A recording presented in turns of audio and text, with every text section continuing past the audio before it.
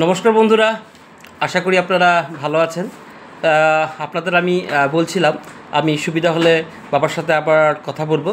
তো বাবা আপনাদেরকে বলেছিল উনি যখন স্কুলে আসলেন তো ইংরাজি বিষয়ে উনি ওনাকে প্রথম দেওয়া হয়েছিল। তারপর তুমি আস্তে আস্তে অন্যান্য সাবজেক্ট পড়াতেন, তো ইতিহাসও পড়াতেন। আর ইতিহাস বা এই ইংরাজি যখনই উনি ক্লাস করেছেন ওই ক্লাসটাকে আকর্ষিত করার জন্য উনি নিজে বিভিন্ন ধরনের কৌশল অবলম্বন করে উনি করাতেন। তা আপনারা সকলেই শুনেছেন। তো এবার আমি ওনাকে জিজ্ঞেস করি, উনি অ্যাকচুয়ালি বাংলার শেষের দিকে বাংলা বা অনেক বছর ধরে উনি বাংলাতে বাংলা বিষয়ের পাঠদান দিয়ে আসছে। তো উনি বাংলা বিষয়ে কবে থেকে আসলেন আর কীভাবে উনি বাংলা বিষয়ের মধ্যে চলে আসলেন, তো আমি ওনাকে মানে জানতে ইচ্ছা করলো ওনার থেকে। আপনারা শুনুন।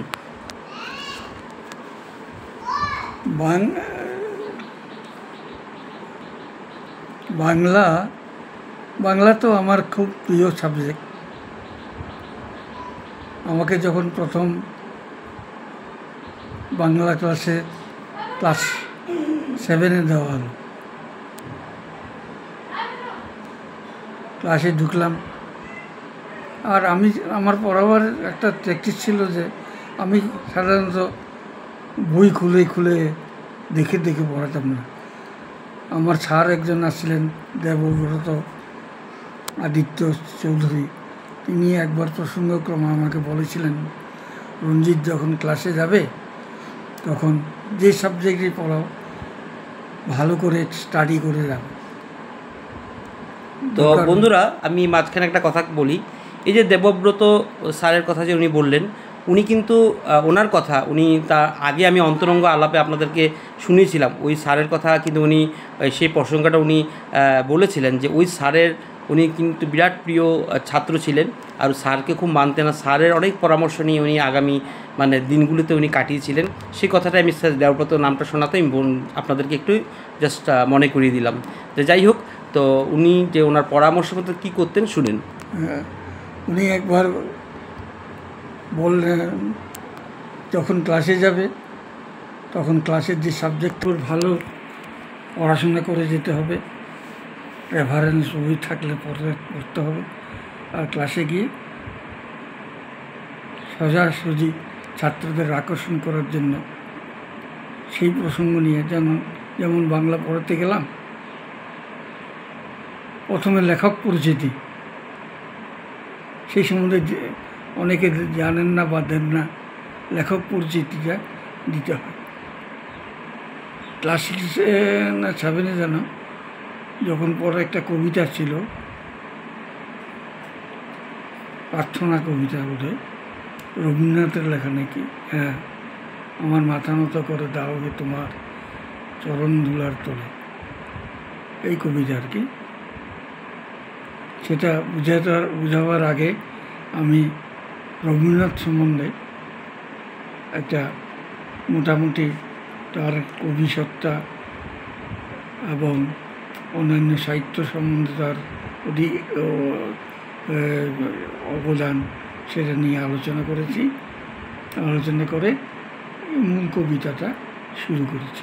আচ্ছা বন্ধুরা, আমি আপনাদেরকে একটা বলি। আমি এই পাশে ঘুরে আসলাম কারণ ওখানে আলোটা পড়ছিল, ডিস্টার্ব হচ্ছিলো। আচ্ছা আমি বলি, তো ওনার কিন্তু রবীন্দ্রনাথ সম্বন্ধে বা রবীন্দ্রনাথের ব্যাপারে উনি অনেক কিছু উনি মানে স্টাডি করেছেন। উনি ওনার সম্বন্ধে অনেক কিছু লিখেছিল। তা আমাদের একটা ইয়ে আছে আর কি, সোশিও কালচার অর্গানাইজেশন। হ্যাঁ, সেই অর্গানাইজেশনের জন্য আমরা সবিনের একটা বার করার কথা ছিল। তো আমি সেই সবিনের জন্য ওনার থেকে লেখা চেয়েছিলাম। উনি লেখাটা দিয়েছিলেন। সেই লেখাটা আমরা আধা কাজ করা আছে, সেটা হয়তো আমরা আবার মুদ্রণের জন্য ব্যবস্থা করব, সেখানে আপনারা দেখতে পাবেন। তো ওনার লেখা রবীন্দ্রনাথ সম্বন্ধে, রবীন্দ্রনাথের স্মরণে তো অনেক সুন্দর একটা লেখা আছে, আপনারা আগামী দিনে পড়তে পারবেন, জানতে পারবেন। তো আমি এই কথাটা কেন বললাম, কারণ ওনার থেকে আমি লেখাটা নিয়েছিলাম আর প্লাস আমি মুদ্রণের জন্য পাঠিয়েছিলাম, কিন্তু কোনো কারণবশত আমাদের মুদ্রণটা হয়নি। যাই হোক বন্ধুরা, এবার আমরা প্রসঙ্গে চলে আসি। তো উনি এই ক্লাসের কথা বলছিলেন যে সেখানে আপনার মানে কবিতার সাথে কবির পরিচয় দিয়ে উনি শুরু করতেন, কবির বিষয়ে জানিয়ে তারপর আমরা শুনি। তো মূল কবিতায় চলে আসলাম। কবিতাটা আধ্যাত্মিক কবিতা, যদিও সাধারণত ছোট ক্লাসের ছাত্ররা আধ্যাত্মিকতা সম্বন্ধে কম জ্ঞান রাখে। তাই সহজ সরলভাবে কবিতাটা বোঝানো হলো ভগবানের কাছে যে আত্মসমর্পণ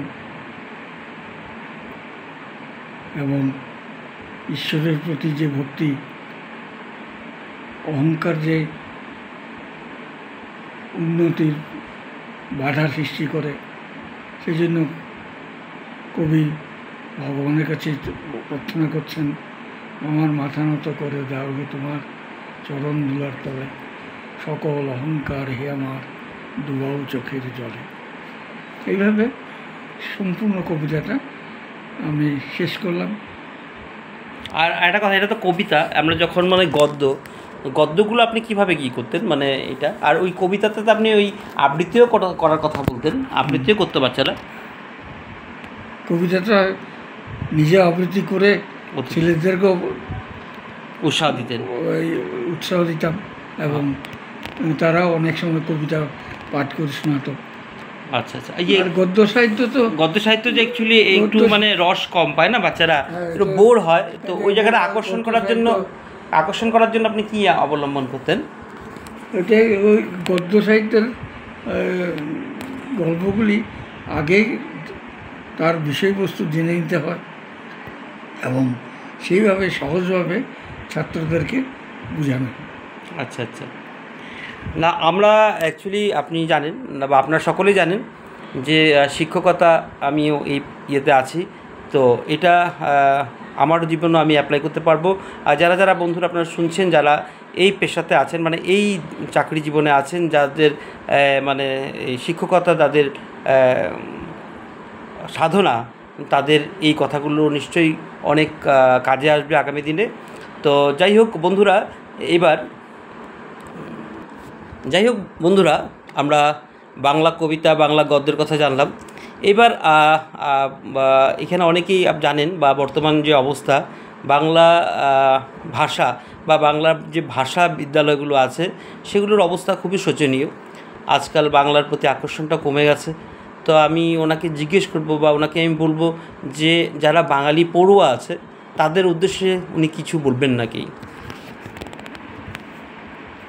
বাংলা ভাষা এবং বাংলা সাহিত্য অতি প্রাচীন এবং তার সম্পদও অনেক গভীর। তাই ছাত্রছাত্রীদের বলবো, তোমরা বাংলা ভাষাটাকে, বাংলা সাহিত্যটাকে ভালোভাবে পড়াশোনা করো।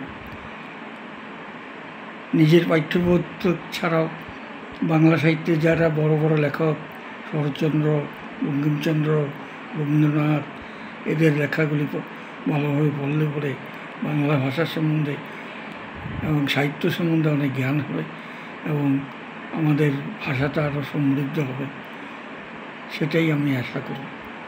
এবং প্রত্যেকেই যাতে বাংলা ভাষাটাকে এবং বাংলা সাহিত্যকে শ্রদ্ধা করে এবং শিখে পড়াশোনা করে বাংলা ভাষার সাহিত্য ছাত্রদের, এইটাই আমি অনুরোধ করি।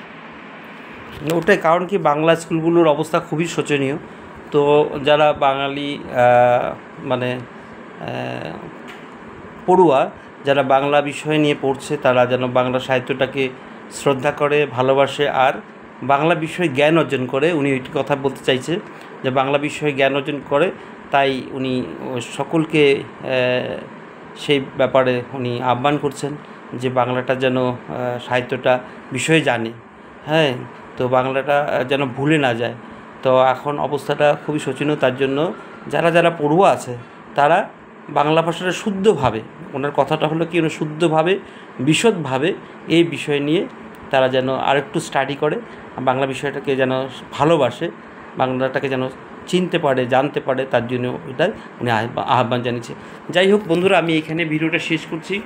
তো আপনারা ভালো থাকবেন, আর তার সাথে আমি আমার বাবার ওনারও আমি বলবো উনি সুস্থ থাকুক আর সবল থাকুক। আমরা ওনার সাথে আবার কথা বলবো আগামী দিনে, এই বলে এখানে ভিডিওটা শেষ করলাম। ধন্যবাদ।